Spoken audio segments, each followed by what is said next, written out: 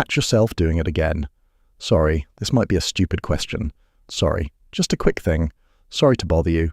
The word slips out before you even know what you're going to say next. Like a small ritual of permission, you have to perform before you're allowed to use your own voice. And nobody ever told you when it started, or why it became automatic, or whether it was ever supposed to.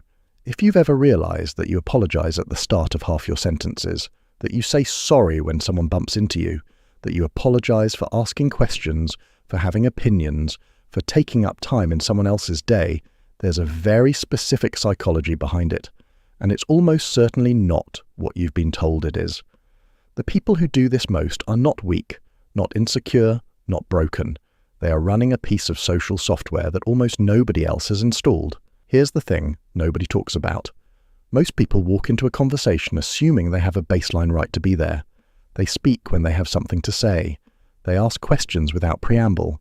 They take up the air in a room without rehearsing whether they deserve it. That assumption isn't arrogance. It's just what happens when you grow up in an environment where your voice was reliably welcome. But preemptive apologizers grew up somewhere else, often in homes where the emotional weather was unpredictable, where saying the wrong thing at the wrong moment could turn a calm dinner into a tense one, where you learned, very early, to test the temperature of a room before you stepped further into it. The apology became a kind of social airbag, a small automatic cushion that you deployed before your actual words landed, just in case the landing was rough. Over time, it stopped being conscious. It just became the way you opened your mouth.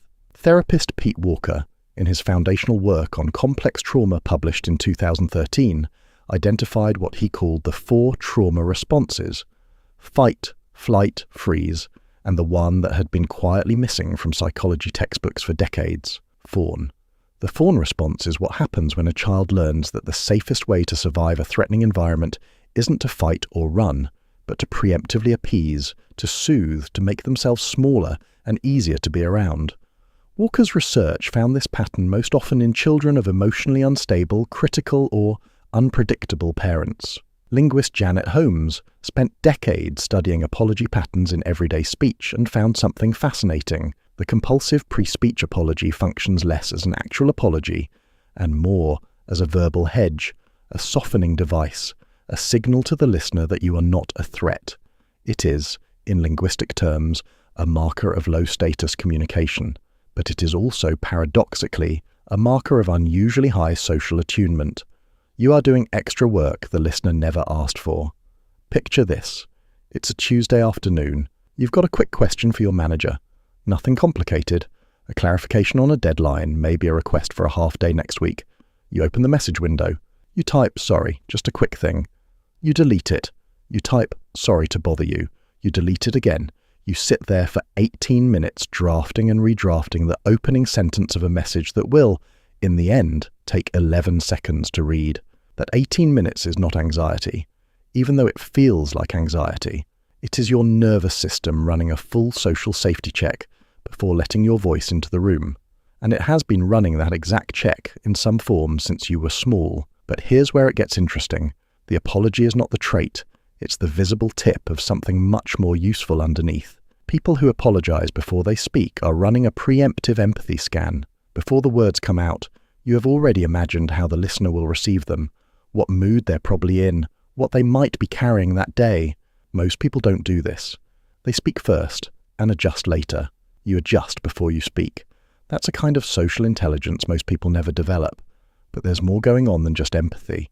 You are also, almost certainly, very good at conflict de-escalation. When tension rises in a group, you feel it in your body about 3 seconds before anyone says anything. You've been calming rooms since you were small.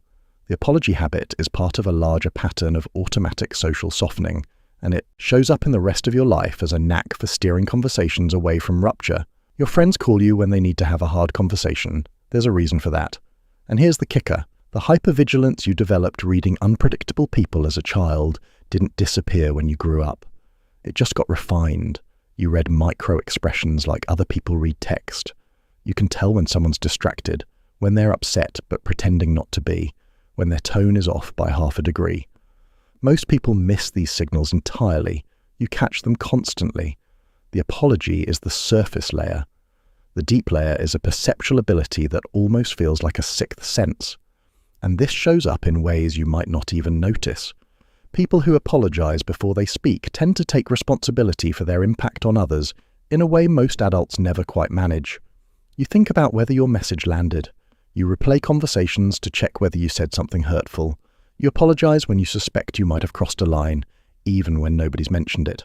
Researchers studying emotional accountability find this is one of the strongest predictors of long-term relationship health. There's also something the linguists noticed that most people miss. The apology isn't really an apology. It's a doorway. It tells the listener, I'm about to ask something of you, and I'm giving you a moment to prepare. People who hear it consistently from you have, without realizing it, come to feel safer in conversation with you.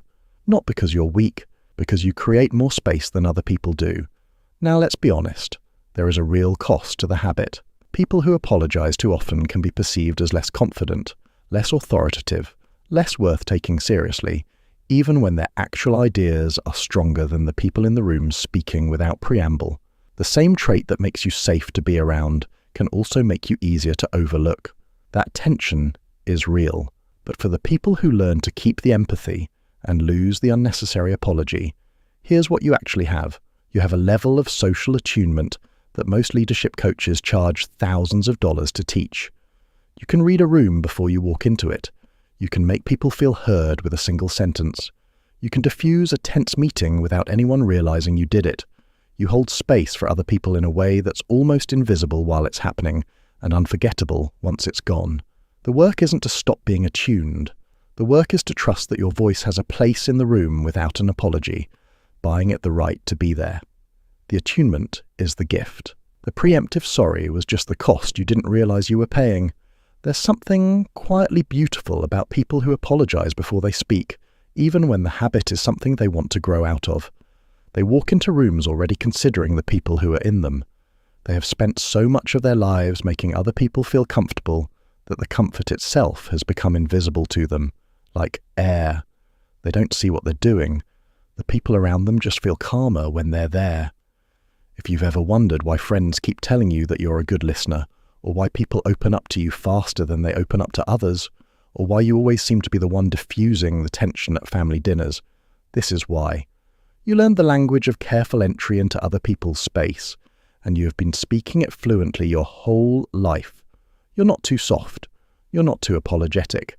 You're someone whose nervous system learned to read the room before stepping into it.